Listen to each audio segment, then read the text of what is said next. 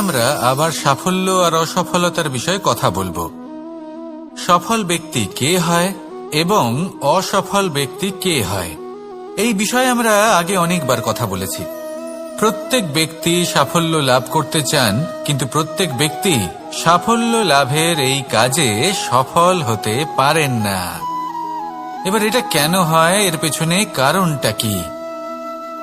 কারণ হলো ভয়। সফল ব্যক্তি হলেন তিনি যিনি নিজের সিদ্ধান্ত দ্বারা এই সমস্ত সংসারকে বদলে দিয়ে থাকেন, এবং অসফল ব্যক্তি হলেন তিনি যিনি এই সংসারকে দেখে এর বিষয়ে ভেবে নিজের সিদ্ধান্ত বদলে ফেলেন।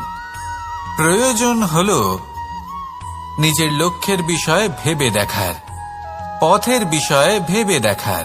একবার যদি আপনি পথ নির্বাচন করে থাকেন, সেই পথে অগ্রসর হতে থাকুন আর তাতে অটল থাকুন। সবসময় দৃঢ় প্রতিজ্ঞ হন।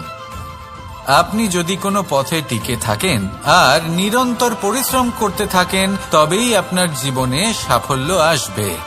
যদি কথায় কথায় লোকে কি ভাববে, লোকে কি বলবে, একথা ভেবে নিজের সিদ্ধান্ত পাল্টান, তাহলে কখনো নিজের লক্ষ্যে পৌঁছতে পারবেন না। আসুন আমার সাথে ভালোবেসে বলুন, রাধা রাধা। রামায়ণের একটা অত্যন্ত শ্রেষ্ঠ কাহিনী আছে, যেটা খুব অমূল্য শিক্ষাদান করে।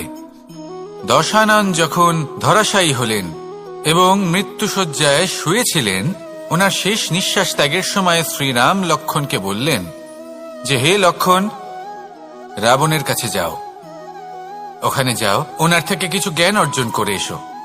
উনি হলেন মহাজ্ঞানী, আর ওনার থেকে জ্ঞান অর্জনের এটাই শ্রেষ্ঠ সুযোগ। লক্ষ্মণ প্রথমে মানতে চাইলেন না, কিন্তু শ্রীরাম বোঝানোর পরে লক্ষ্মণ ওনার কাছে গেলেন, রাবণের মাথার কাছে গেলেন আর বললেন, দাদা বলেছেন আপনার থেকে জ্ঞান অর্জন করতে। রাবণ কিছুই বললেন না। লক্ষ্মণ বললেন, আপনি তো দেখছি খুব অহংকারী, মৃত্যুশয্যায় শুয়ে আছেন, শেষ নিঃশ্বাস ত্যাগ করতে চলেছেন, আর তাও এত অহংকার। রাবণ বললেন, নিজের দাদা রামকে ডাকো। শ্রীরাম এলেন, রাবণের পায়ের কাছে এসে দাঁড়ালেন। উনি নিজের হাত জোড় করলেন আর বললেন, হে মহাপণ্ডিত রাবণ, আপনি হলেন মহাজ্ঞানী, দয়া করে আমাদের কিছু জ্ঞান প্রদান করুন।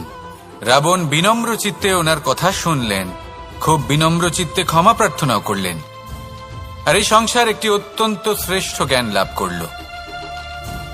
এর দ্বারা আমরা ঠিক কি শিক্ষা লাভ করি? রাম এবং লক্ষ্মণ দুজনেই ছিলেন তেজস্বী, দুজনেই ছিলেন শ্রেষ্ঠ, ছিলেন বীর, ছিলেন বলবান। কিন্তু শ্রীরামকে মর্যাদা পুরুষোত্তম বলা হয়ে থাকে, কারণ উনি বীর ছিলেন, সাহসী ছিলেন। তার সাথে একটি অত্যন্ত গুরুত্বপূর্ণ গুণ ছিল, সেই গুণ হল বিনম্রতা। এটা খুবই শ্রেষ্ঠ একটা গুণ। যদি কেউ আপনাকে কটু কথা শোনায়, তাহলে উত্তরটা আপনি বিনম্রভাবেও দিতে পারেন। এই বিনম্রতা এমন এক আবেগ যেটা দেখে মনে হবে কোমল, কিন্তু এটা ততটাই প্রবল অস্ত্র। এমন একটা অস্ত্র যা সকলকে নিরস্ত্র করে দিতে পারে। যদি আপনি সাহসী হন এবং বিনম্র হন, তাহলে আপনি বিজয়ী হবেন। যদি আপনি জ্ঞানী হন এবং বিনম্র হন, তাহলে আপনি অবশ্যই মহাজ্ঞানী হয়ে উঠবেন। তাই নিজের মনে বিনম্রতা ধরে রাখুন আর ভালোবেসে বলুন, রাধা রাধা। কখনো আমরা কোনো হাটে যাই, কোনো বিশেষ বস্তু কেনার থাকে, ওখানে যাই, গিয়ে অন্য কারোর কথা শুনে অন্য কোনো বস্তু কিনে নিয়ে আসি, অদরকারি জিনিস কিনে ফেলি। তারপর ভাবি যে আমরা এরকম কেন করলাম, এটা আমরা ভুল করলাম, আমার এটা করা উচিত হয়নি, আদি ইত্যাদি। মানুষ যখন জীবনে এমনই সিদ্ধান্ত নিয়ে বসে, এমন নির্বাচন করে, তখন সেই সিদ্ধান্ত নিশ্চিত রূপে তার ভবিষ্যতের জন্য অত্যন্ত গুরুত্বপূর্ণ হয়। কিন্তু যদি আপনি কোনো অনুচিত চয়ন করে ফেলেন, তাহলে মন খারাপ করবেন না, সেই গ্লানিবোধ নিয়ে কষ্ট পাবেন না, সামনে অগ্রসর হতে থাকুন। কারণ এই অনুচিত নির্বাচন আপনাকে উচিতভাবে জীবনযাপনের পথ দেখাতে পারে। এবার যদি আমি আপনাকে বলি যে আপনি আগুনে হাত দিন, সেটা কি আপনি করবেন? করবেন না। কেন? কারণ জীবনে কোনো না কোনো দিন আপনি একটা ভুল নির্বাচন করে আগুনে হাত দিয়েছিলেন। তারপরে আপনি শিক্ষা পেয়েছিলেন যে আমি জীবনে আর কোনোদিন আগুনে আর কিছুতেই হাত দেব না। এই জীবনও ঠিক সেরকমই। জীবনের সেই সব অধ্যায়, সেই সব সময় যা ব্যর্থ হয়েছে, সেটা নিয়ে ভেবে সময় নষ্ট করবেন না। সেটা থেকে যে শিক্ষা পেয়েছেন সেটা মনে রাখুন, আর যে অধ্যায় বাকি রয়েছে, যে সময় বাকি রয়েছে, তাতে কিভাবে সফল হওয়া সম্ভব সেই বিষয়ে ভাবুন। আর আমার সাথে ভালোবেসে বলুন, রাধা রাধা। নিজের নিজের অভিজ্ঞতাগুলো দেখে, তার পরিণাম দেখে প্রত্যেক মানুষের মনে একটা ধারণা জন্ম নেয়। প্রজন্মের পর প্রজন্ম যখন অগ্রসর হতে থাকে, এই ধারণাগুলোই কারণ হয়ে ওঠে যা মানুষের জীবনে তার শুভর, অশুভর, লাভের, ক্ষতির এই সব কিছুর আধার হয়ে ওঠে। যেমন ধরুন আপনি কোথাও যাচ্ছেন আর পথে বেড়াল রাস্তা পার করে গেল, সেটা অশুভ বলা হয়। কেউ হাঁচলে কাজ থামিয়ে দেওয়া হয়।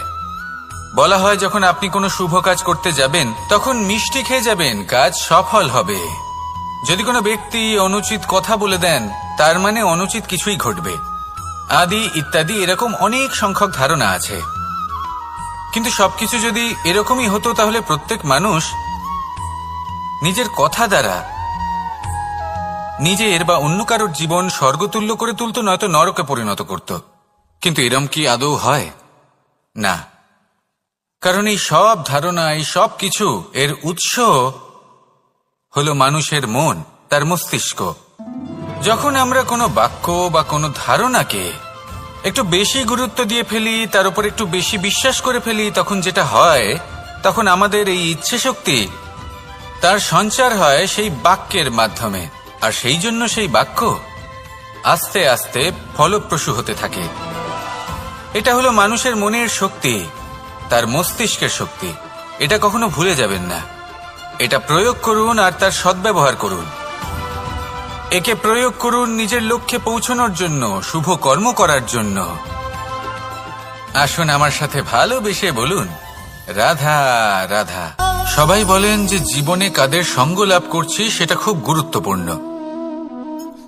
এক ঝুড়ি ফলের মধ্যে যদি একটা পচা ফল আপনি রেখে দেন, তাহলে আস্তে আস্তে সমস্ত ফল পচে যায়। সেই জন্য কথায় আছে যে কুসঙ্গ থেকে দূরে থাকো। কিন্তু কি করা যায়? এই সংসার খুবই ছোট। যেখানে আমরা কাজ করি, যেখানে আমরা থাকি, যে পথে আমরা আসা যাওয়া করে থাকি, যে পথে আমরা ভ্রমণ করি, সেখানে এমন অনেক সংখ্যক ব্যক্তি থাকেন যাকে দেখে আমরা মনে করি যে এদের থেকে দূরে থাকতে হবে। তখন আমরা কি করতে পারি? তাদের কি আমরা পরিত্যাগ করব? তাহলে এই সংসারে এমন অনেক মানুষ আছেন, তাহলে কি সংসারই পরিত্যাগ করব? না। সেই ফলের মতন হবেন না যারা একটি পচা ফলের উপস্থিতির জন্য নিজেরাও নষ্ট হয়ে যান। বরং হয়ে উঠুন চন্দন বৃক্ষের মতন, যেটা আসলে সাপেদের বাসস্থান, যেখানে অনেক সংখ্যক অত্যন্ত ভয়ানক বিষধর সাপ থাকে। তারপরেও এই চন্দন, সে কিন্তু নিজের শ্রেষ্ঠত্ব হারায় না। এর মূল্য কিন্তু সেই একই থাকে।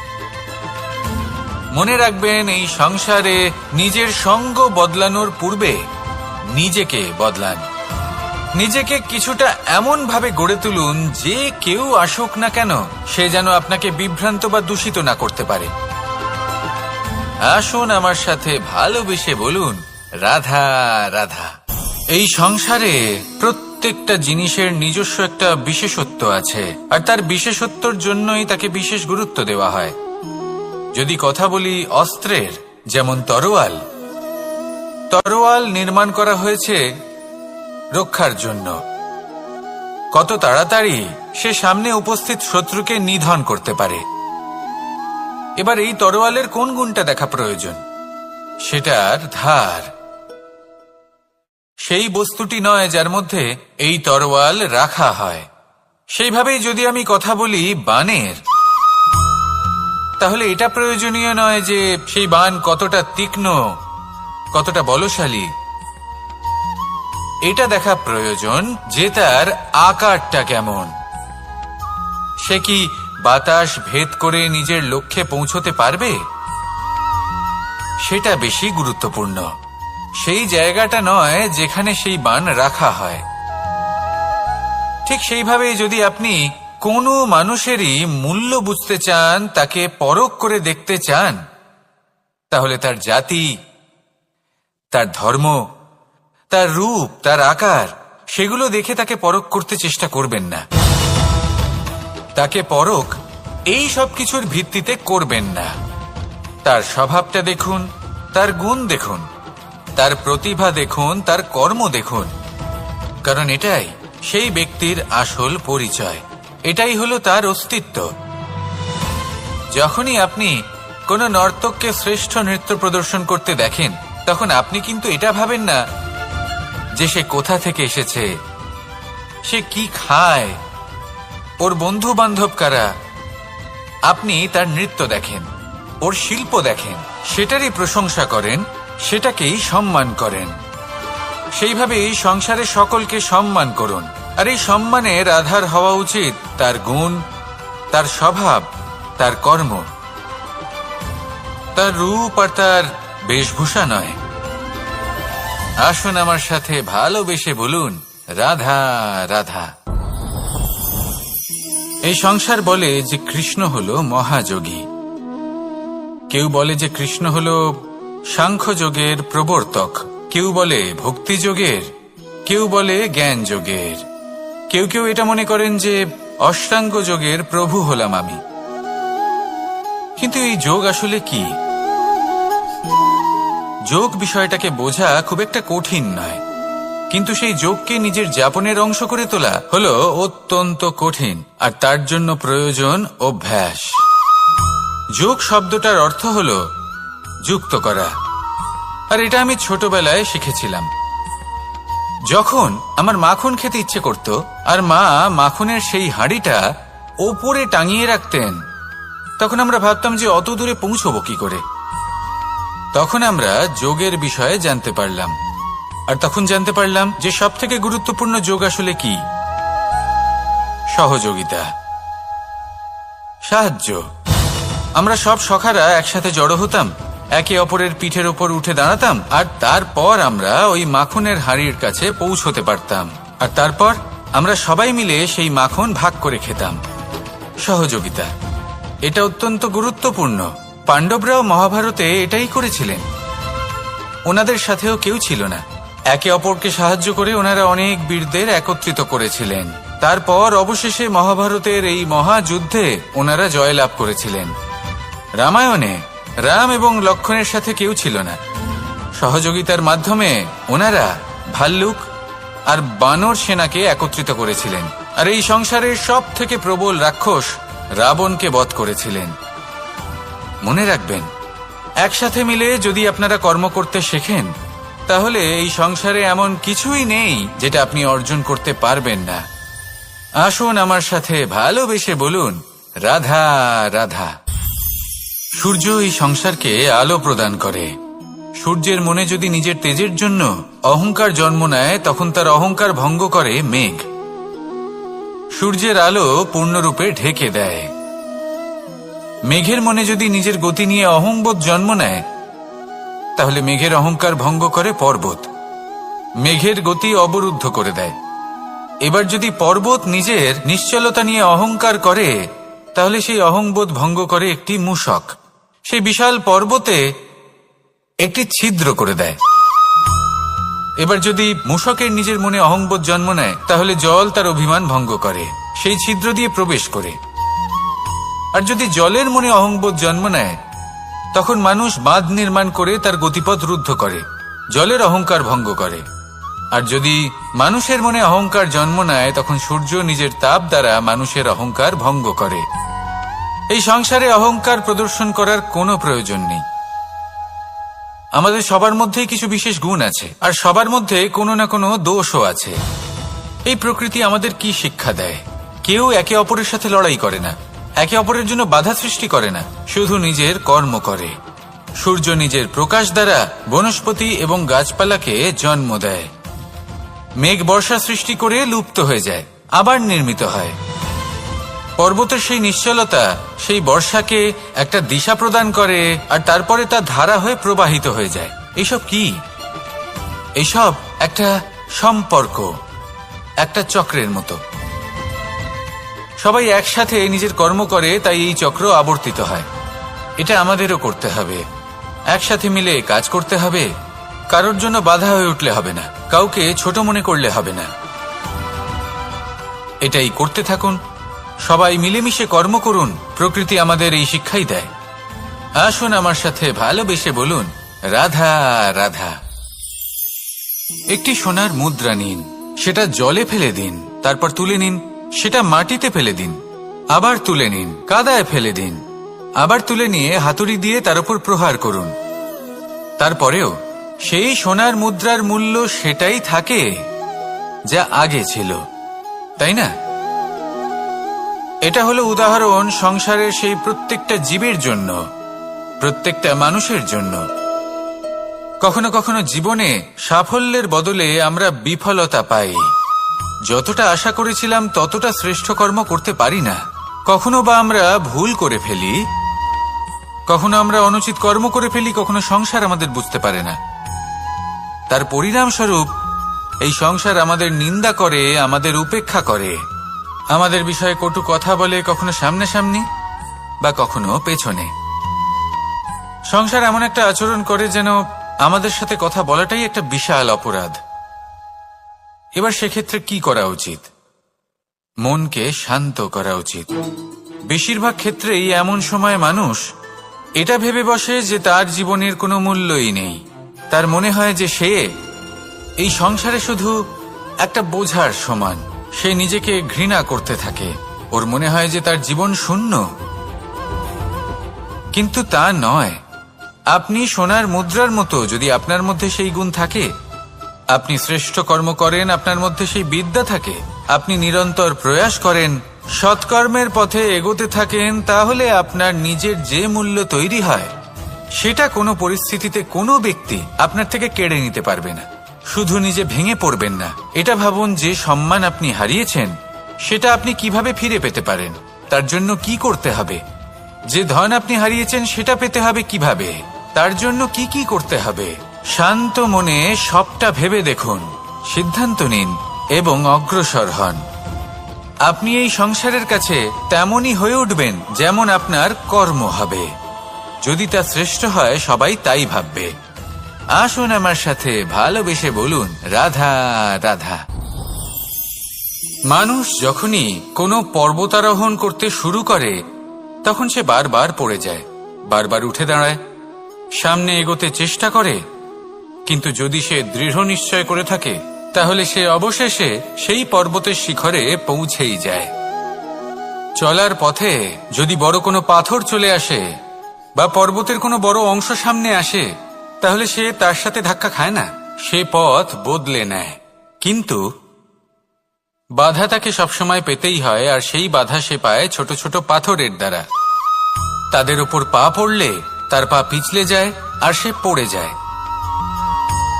এই ছোট ছোট পাথর হলো আমাদের জীবনের সেই ছোট ছোট সমস্যা, সেই ছোট ছোট ভুলগুলো যেগুলো আমরা অবজ্ঞা করতে থাকি। আমরা ভাবি এর দ্বারা কি বা ক্ষতি হবে, কিন্তু সেগুলোই অনেক সময় আমাদের অসফলতার কারণ হয়ে দাঁড়ায়। যত তাড়াতাড়ি সম্ভব এই ছোট ছোট পাথরগুলিকে জীবন থেকে তুলে ফেলে দিন। ভুল হওয়াটা স্বাভাবিক, কিন্তু তার মানে এই নয় যে বারবার সেই ভুলের পুনরাবৃত্তি ঘটবে। ভুলটা বুঝুন, সেটা স্বীকার করুন আর সেটা শুধরে নিন। যখন আপনি এটা করতে শিখবেন তখনই খুব তাড়াতাড়ি আপনি সেই শিখরে পৌঁছতে পারবেন। আর যখন পৌঁছে যাবেন তখন এই মন প্রসন্ন হয়ে বলবে, রাধা রাধা। আপনি কখনো পলাশ ফুল দেখেছেন? কি সুন্দর দেখতে, লাল রক্তবর্ণ, উজ্জ্বল, কিন্তু এতে কোনো সুগন্ধ নেই। সেই জন্য ওকে শুধু চোখ ভরে দেখতে ইচ্ছে করে। দেখবেন তাকে কিন্তু পুজোতে ব্যবহার করা হয় না, এই ফুল দিয়ে মালা বানানো হয় না। সেরকমই আমাদের জীবনে এমন অনেক ব্যক্তি রয়েছেন যাদেরকে সম্মান অর্জন করতে হয়। যদি আপনি কোনো উচ্চ বংশে জন্ম নিয়ে থাকেন এবং আপনার কাছে সবকিছু থাকে, ধন ঐশ্বর্য থাকে, সবকিছু আপনি আগে থেকেই পেয়ে গেছেন, তাও কিন্তু এই সংসার আপনাকে সম্মান দেবে না। ততক্ষণ পর্যন্ত দেবে না যতক্ষণ না আপনি নিজের অন্তরে গুণ জাগ্রত করছেন, শ্রেষ্ঠ কর্ম করছেন, নিজের অন্তরে ইতিবাচক মনোভাবের এই সুবাস জাগ্রত করছেন। যদি এসব কিছু করেন তাহলেই এই সংসার আপনাকে সম্মান দেবে। এবার এটা আপনার ওপরে নির্ভরশীল যে আপনি কি পলাশ ফুলের মতো হতে চান, নাকি অন্য কোনো ফুল হয়ে উঠতে চান যার সুবাস আছে, যে নিজের সুবাস এই সারা পৃথিবীতে ছড়িয়ে দেয়। আসুন আমার সাথে ভালোবেসে বলুন, রাধা রাধা। এই সংসারে একটা শব্দ আছে যার বিষয়ে মানুষ অত্যাধিক চিন্তা ভাবনা করে,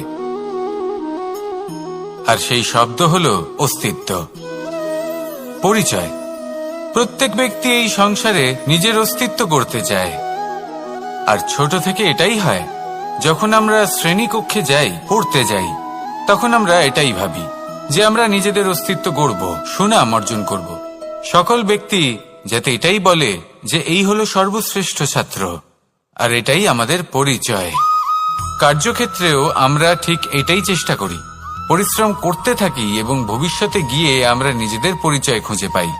পরিচয়ের সাথে সাফল্য আসে, আর সাফল্যের সাথে আসে অস্তিত্ব। আর যখন এই দুটি সংযুক্ত হয় তখন মানুষ অসফলতার কথা ভেবে ভয়ভীত হয়ে পড়ে, আর এটা ভাবতে থাকে যে যদি আমি অসফল হই তাহলে সেই পরিচিতির কি হবে, সেই নামের কি হবে, সেই সবকিছু যে আমি অর্জন করেছি তার কি হবে। সে ভয়ভীত হয়ে পড়ে, আর এই ভয়ের কারণে তার বিকাশ কোথাও না কোথাও অবরুদ্ধ হয়। সে শ্রেষ্ঠ কর্ম করা বন্ধ করে দেয় এবং শুধু এই সুরক্ষিত থাকতে চেষ্টা করে। আর অসফল হলে তাতে ভয় পাওয়ার কোনো প্রয়োজন নেই, কারণ যখন আপনি সফল হন তখন এই সাফল্য আপনার পরিচয় এই সংসারের সাথে করায়। কিন্তু যখন আপনি অসফল হয়ে থাকেন তখন এই অসফলতা এই সংসারের পরিচয় আপনার সাথে করায়, যা অত্যন্ত আবশ্যক। অসফলতা প্রত্যেকের জীবনেই আসবে, তার সম্মুখীন হন আর তার থেকে শিক্ষা লাভ করুন। কারণ যখনই আপনি অসফল হন তখনই আপনার জ্ঞান চক্ষু উন্মুক্ত হয়। আসুন আমার সাথে ভালোবেসে বলুন, রাধা রাধা। আমরা সকলে সামাজিক জীব। মানুষের সাথে দেখা সাক্ষাৎ করা এটা চিরকালই চলতে থাকে। আমরা কখনো কাউকে উপহার দিই, আবার কখনো কেউ আমাদের উপহার দেয়। কখনো কি এমন হয়েছে যে আপনি কাউকে একটা উপহার দিয়েছেন, কিছু সময় পরে বা কিছু মাস পরে সেই উপহারই ঘুরে ফিরে আপনার কাছেই এসেছে, অর্থাৎ সেই বস্তুটাই আপনার কাছে আবার ফিরে এলো? এরকম হয়। ছেলেবেলায় একদিন একজনের বিবাহ ছিল, তখন মা তাকে একটা উপহার দিতে চাইছিলেন, তাই তিনি একটা পোশাক বানালেন আর সেটাকে সুসজ্জিত করছিলেন। আমি দেখলাম আর জিজ্ঞেস করলাম যে মা, এই পোশাক এত সুসজ্জিত করার কি আছে? তখন মা বললেন যে কানাই, কখনো কাউকে এমনই উপহার দেবে, এমন প্রকারে দেবে যে সেটা যদি আবার ঘুরে ফিরে তোমার কাছে ফিরে আসে তাহলে যেন তোমার খারাপ না লাগে। এটাই কিন্তু হয় আমাদের ব্যবহারের সাথে, কর্মের সাথেও এবং আমাদের কথার সাথেও। তেমনই আচরণ করবেন যে আচরণ আপনি সহ্য করতে পারবেন। যদি মুখ থেকে কটু কথা বেরোতে থাকে তখন নিজেকে সংযত করে নিন। সেই শব্দই প্রয়োগ করুন যেটা আপনি তার বদলে শুনতে চাইবেন এবং আপনার দুঃখও হবে না। কারণ আপনার কর্ম এমন একটা উপহার যেটা আবার ঘুরে ফিরে ফলস্বরূপ আপনার কাছেই আসবে। সেই জন্য নিজের আচরণ শুভ করুন, নিজের মানসিকতা শুভ করুন, নিজের মুখ থেকে মধুর বাণী নিঃসৃত করুন, আর এইভাবেই মধুরভাবে বলুন, রাধা রাধা। পাশা নামক এই খেলাটি আপনারা নিশ্চয়ই খেলেছেন, না খেলে থাকলে দেখেছেন, আর যদি দেখেও না থাকেন তাহলে নিশ্চিত রূপে শুনেছেন। মহাভারতের এই মহাযুদ্ধ কোথাও না কোথাও এই পাশা নামক খেলার কারণে হয়েছিল। পাশার এই বিচিত্র খেলা, দান, এইসবের কারণে কেউ নিজের মাথায় রাজ মুকুট পরিধান করেছিলেন, আবার সেখানে এই পরাজিত হওয়ার জন্য কাউকে বনবাসও ভোগ করতে হয়েছিল।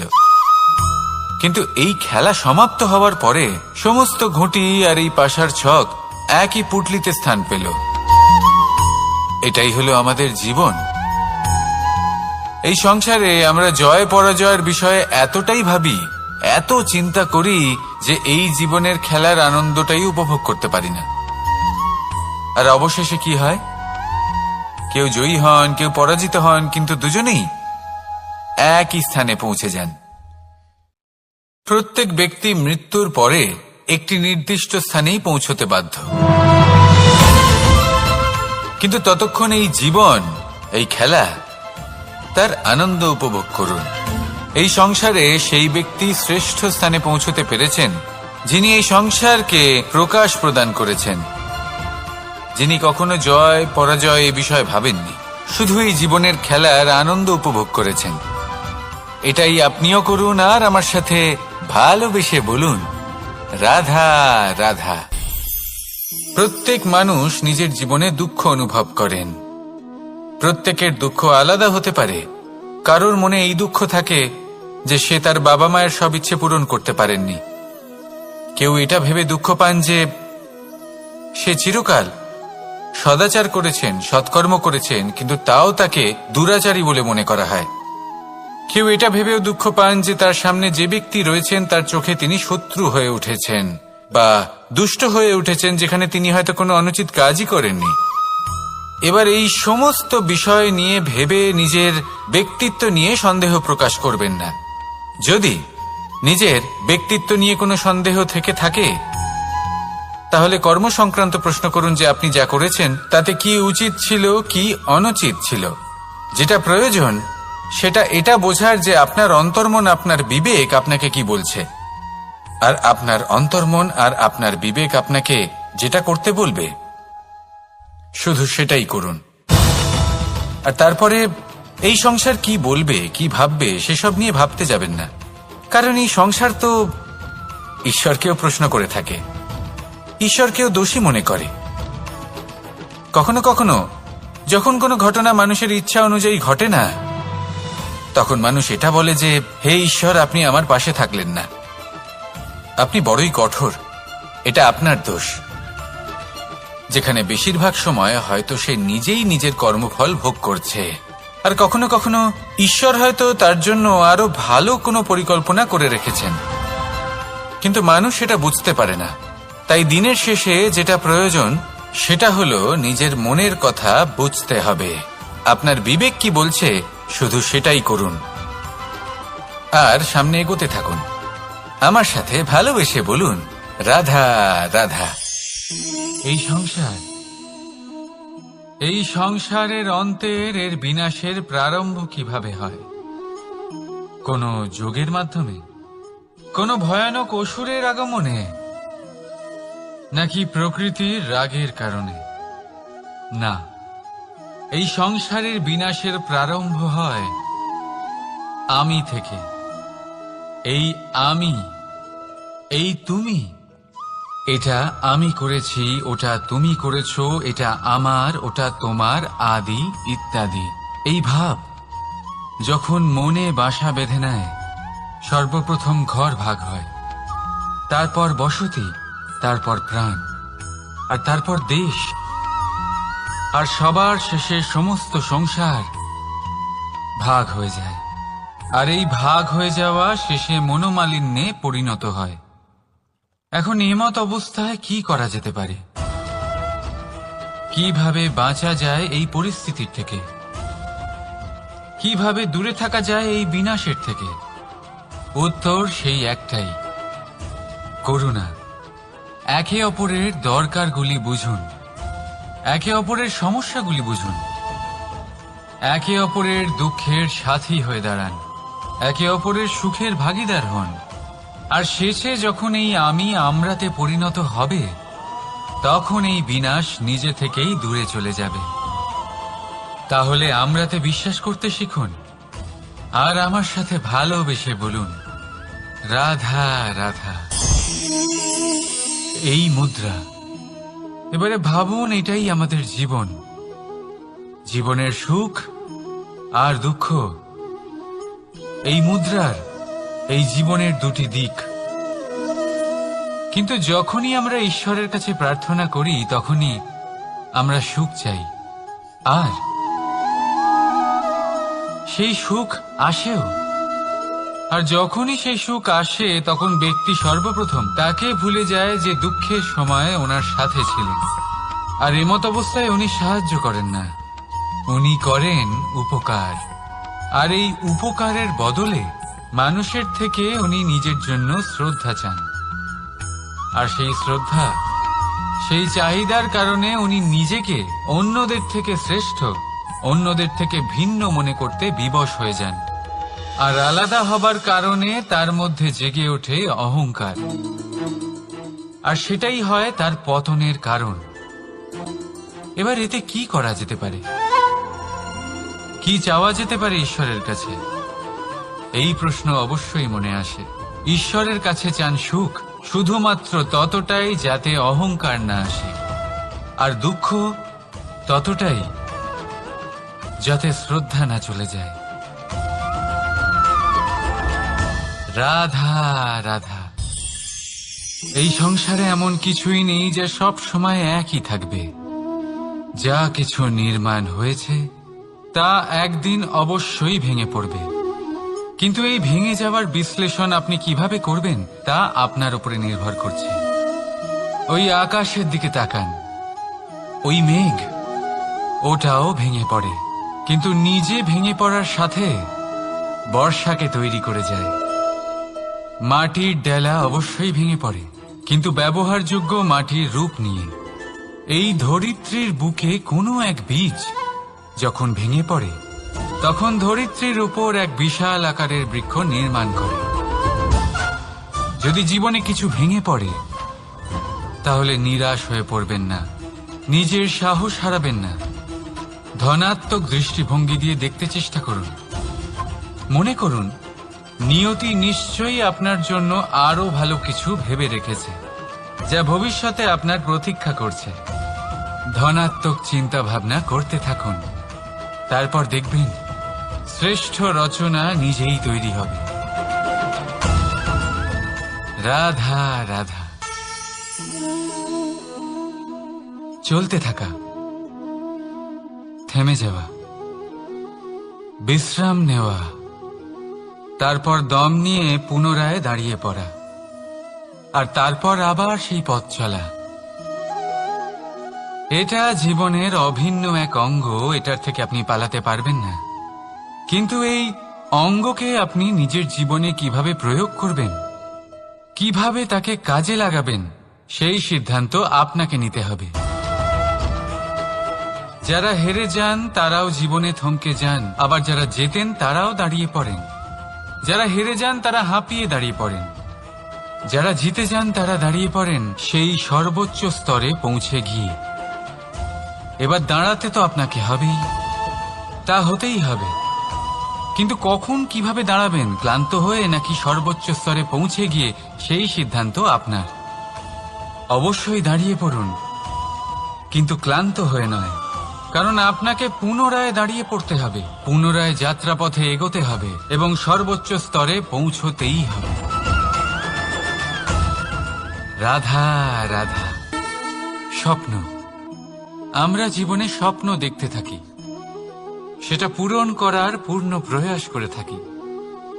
কিন্তু এই স্বপ্ন পূরণ না হওয়ার পরিস্থিতিতে আমরা ভেঙে পড়ি, ছিন্ন বিচ্ছিন্ন হই, আর তারপরেই বোঝা আমরা আগামী প্রজন্মের ওপর রীতিমতো চাপিয়ে দিই। আমরা এটাই মনে করি যে আমরা যেটা হতে পারিনি সেটা আমাদের সন্তান অবশ্যই হবে। আমরা যা কখনো পাইনি আমাদের সন্তান অবশ্যই তা পাবে। এটা যে অনুচিত সেটা আমরা ভাবি না, কিন্তু এটা ভুল, আর এই ভুল আমরা সকলেই করে থাকি। সন্তান প্রকৃতি আর পরমাত্মার আশীর্বাদ, ওদের ভেতরে তাদের নিজের একটা অস্তিত্ব লুকিয়ে থাকে, সেটা মন দিয়ে দেখুন তো। আপনি শুধু ওই সন্তানকে জন্ম দিয়েছেন, কিন্তু ওর জীবন আপনার নয়। তাই নিজের সন্তানের সাথে থাকুন, সময় কাটান, ওদেরকে ভালোবাসুন, সব সময় প্রেরণা দিন, কিন্তু প্রেরণা দিন ওর নিজের অস্তিত্বকে বাড়ানোর জন্য, ওর নিজের স্বপ্ন পূরণ করার জন্য, আপনার স্বপ্ন পূরণ করার জন্য নয়। ওদের অস্তিত্বকে পূর্ণাঙ্গে বৃদ্ধি পেতে দিন। রাধা রাধা। এই পুকুর দেখছেন আপনি? পুকুরের জল কখনো প্রবাহিত হয় না, একই স্থানে জমে থাকে, আর সেই কারণে কিছুদিন পর ময়লা হতে শুরু করে। কিন্তু তাও আমরা একে ত্যাগ করি না, আমরা তবুও একে পুজো করি।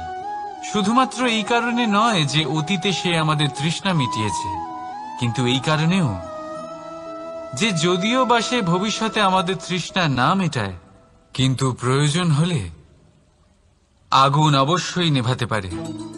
ঠিক সেই রকমই হয় আমাদের সম্পর্ক, সম্পর্ক যা আমরা বহু বছর পরিশ্রম করে তৈরি করি, যে দরকার পড়লে আমাদের সহায়ক হয় কোনো না কোনোভাবে।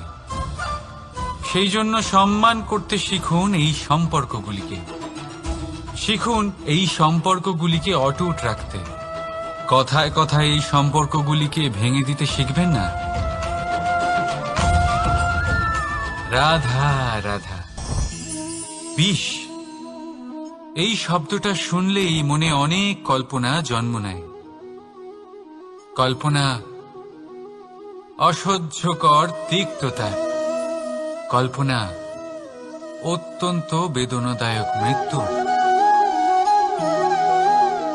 এবার যদি আপনাকে জিজ্ঞেস করা হয় যে সবচেয়ে বিষাক্ত বিষ কোনটা, তাহলে আপনি কি বলবেন? কেউ বলবে সর্পের বিষ, কেউ বলবে কাঁকড়া বিছের, কেউ বলবে কালকেউটের বিষ। কিন্তু না, এই সমস্ত রকম বিষ সেই বিষের সামনে টিকতে পারবে না যাকে আমরা বলে থাকি কানের মধ্যে ঢালা বিষ। শুনতে অত্যন্ত মিষ্টি, কিন্তু তিক্ততায় অত্যন্ত বিষাক্ত। পেটের মধ্যে যাওয়া এই বিষ শুধুমাত্র একটি মানুষের মৃত্যুর কারণ হয়, কেবল একটি। কিন্তু কানের মধ্যে ঢালা এই বিষ একাধিক সম্পর্কের নাশ করতে পারে। আর এটাতে সেই ব্যক্তির ভুল নেই যে আপনার কানে বিষ ভরেছে, আপনি তাকে দোষ দিতে পারেন না। এখানে দোষ আপনার নিজের, যে এই বিষকে আপনি নিজের উপরে প্রভাব ফেলতে দিয়েছেন, এই বিষকে সুযোগ দিয়েছেন আপনার ক্ষতি করতে। এটা আপনার ভুল। সেই জন্য কুমন্ত্রণায় কখনো কান দেবেন না। আপনার মনে ভালোবাসার দৃঢ়তা জাগিয়ে তুলুন আর নষ্ট করে দিন এই সংসারের সমস্ত বিষের প্রভাবকে। রাধা রাধা। জীবন, আমাদের এই জীবন, সুখ আর দুঃখ, এই দুইয়ের মিশ্রণ। এদের সংমিশ্রণই জীবনের ভারসাম্য বজায় রাখে। এখন এই সুখ, সুখ এমন এক বস্তু যাকে সবাই খুঁজে চলেছে। দুঃখ এমন এক অনুভূতি যা সবার কাছে আছে। আমাদের প্রত্যেকের জীবনে সুখ আর দুঃখ আসতে থাকবে আর যেতেও থাকবে, এটা অবশ্যই জীবনে থাকবে। কিন্তু সফলতা, এটা সবার জীবনে আসে না। কেন? কারণ এই সফলতা সুখ আর দুঃখের দ্বারা প্রাপ্ত হয় না। সফলতা প্রাপ্ত হয় নিজের উপরে বিশ্বাস করতে থাকলে। আকাশের ওই সূর্যকে দেখুন, সূর্যের বিশ্বাস আছে নিজের উপর যে সে সমস্ত জগৎকে আলোকিত করতে পারবে, নিজের প্রথম রশ্মি দিয়ে অন্ধকারকে দূর করতে পারবে। সূর্য এই বিশ্বাস নিয়েই আসে আর কিছুক্ষণের মধ্যেই সমস্ত সংসার থেকে অন্ধকারকে বিনাশ করে ফেলে সে। তাহলে মনে রাখবেন, এই সুখের আভাস, এই দুঃখের অনুভূতি আসতেও থাকবে আর যেতেও থাকবে। শুধু নিজের উপরে বিশ্বাস রাখুন, তারপর দেখবেন এই সফলতা আপনার দাস হয়ে থাকবে।